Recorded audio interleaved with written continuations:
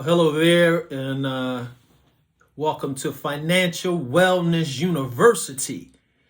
It is here at Wellness University that we look at principles and practices that are not the norm, not taught in school, not even taught in college for a lot of people, but things that we need to know in order to understand the money game. And today I'm going to do an overview of the system I created called the 7 phases of financial wellness. And this system will transform how you view money. It is a simplified approach to personal finance, and I believe it will revolutionize how you see and how you operate as it pertains to money. And if you are a subscriber, I thank you for coming back and watching another video. If you are not a subscriber, I would ask that you consider doing so that you can be a part of this financial revolution of people learning the things that need to know to move to the next level in their finances. And also, if you could, give me a like so that more people will see this video. My system is called the 7 Phases of Financial Wellness, and there's a book out with the same name. And you can visit my website, the 7 Phases of Financial Wellness. You see a common theme here? So my system, my book, my website, and my business, the 7 Phases of Financial Wellness. And I want to see people improve their lifestyle, never live paycheck to paycheck again, learn the things that they need to learn so that they won't be a victim of circumstances, but you will be a victor of your personal finances and not struggle for the rest of your life. And this system has 7 distinct things that you do with money over and over again. And they are earn, give, track, protect, save, spend, and enjoy. One more time. They are earn, give, track, protect, save, spend, and enjoy.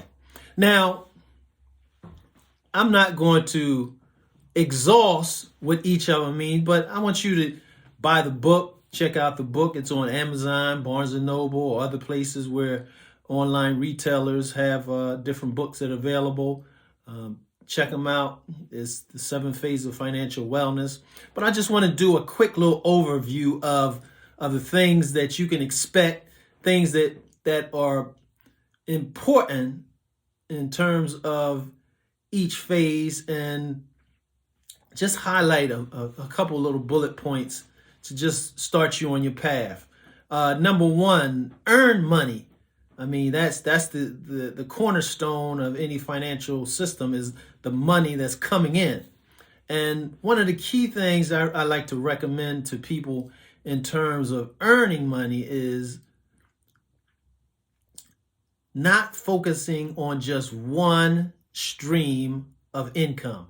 Now, think of a table, right? If a table only has a leg in the center, then everything is balancing on that one leg in the middle of the table. But if that table had, say, 5 legs, and you hit one and knock it off, it still has some strength, some base to it. Now, I'm not suggesting that you have 5 streams of income. That would be nice, though. But I'm just suggesting that you start with at least trying to get your second stream of income. And once you get your second stream of income and that's flowing, maybe it's time to grow to a third. But the ideal is that you not depend on one stream of income, because there's no promise that that won't go. And when you have two, like say if you're married, that's two right there. Now, the key to not suffering from losing one stream of income is that your lifestyle isn't dependent on your second stream of income. Your second stream of income is should be used to pay down debt, to invest, to grow that gap between your expenses and what's coming in. So when it comes to earning, one of the key things I want to stress to you is that you have multiple streams of income, and that the second stream of income should not be an income where your lifestyle is dependent on it. Because if the first income leaves, now you have an income to lean on. But if you're already leaning on it, then it kind of defeats the purpose of having two streams of income, because you dependent on both of them. So, but it is nice to have more than one either way. Number two, give. I can't stress this enough. Generosity is just a core trait of people who just are benefited in so many ways.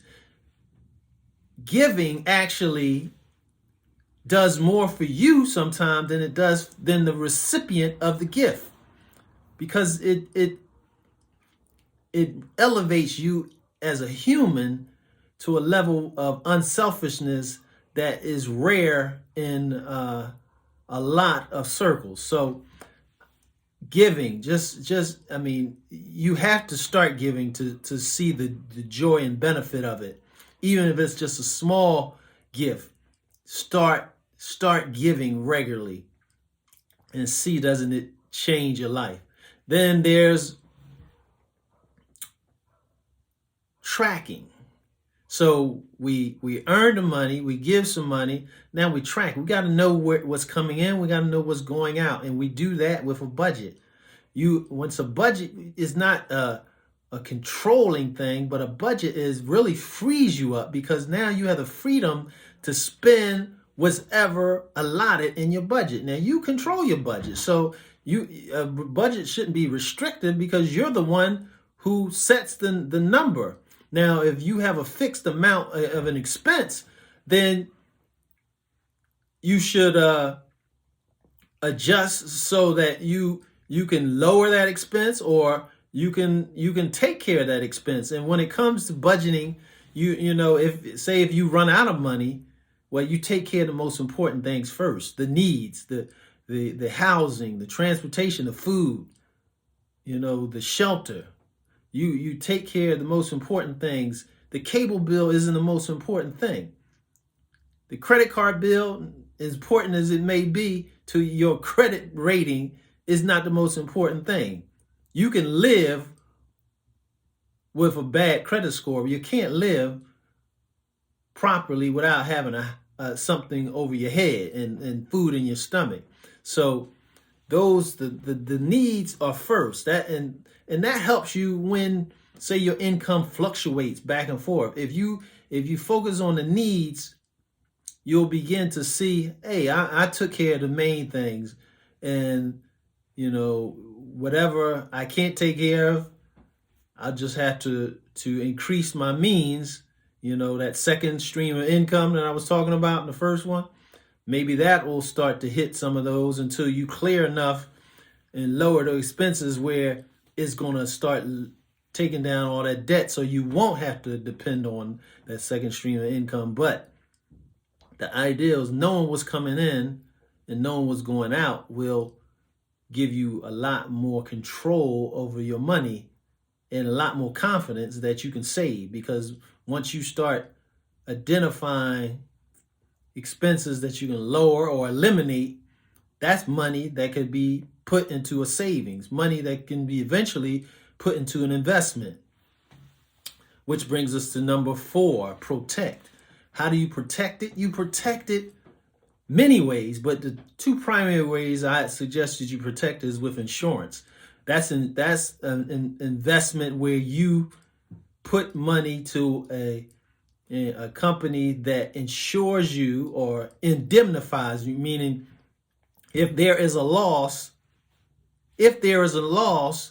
they will replace that loss with their funds rather than you replace the loss with your funds, because some losses are too catastrophic for you to even try to replace. Take, for instance, if your house burned down, I mean, you can't just pay off the mortgage or just go buy another house. If you could, you would have bought that one. So your insurance you would have is to replace those costs. That's homeowners insurance, that's fire insurance, whatever kind of insurance you would need for the particular area. But homeowners insurance is a must, is almost necessary if you have a mortgage, because the mortgage company won't even mortgage your property unless you have that insurance to protect their investment and your investment. So insurance and life insurance will protect your loved ones if you were to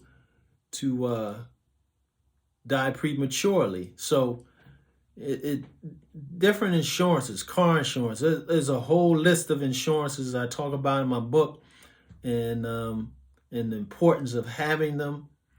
And you just can't get through life without having some kind of insurance, unless you have so much money you're what's called self-insured. But even people with a lot of money have different insurance, because sometimes it's cheaper to pay, $10, $15, $30 a month to get $10, $20, $30,000 worth of coverage than to have a loss and take 10, 20, 30,000 out of your own funds. If you have money, it's because you steward that money. If you manage that money well, so that you won't have to lose it every time something comes up. So, and the other major way to protect your money is to get out of debt, because the next thing we're going to talk about is saving or investing. Is how can you invest in something and get 10, 15% when your debt is 20, 25, 200%. So we have to get out of debt, and some people call it bad debt, but revolving debt, the debt that takes money out of your pocket. Now, if somebody else is paying that debt down, then that's a whole nother story. But the idea of debt just robs you of every time you get paid. Every time something comes in, you owe somebody a little portion of that. That is a dead killer to wealth building, debt.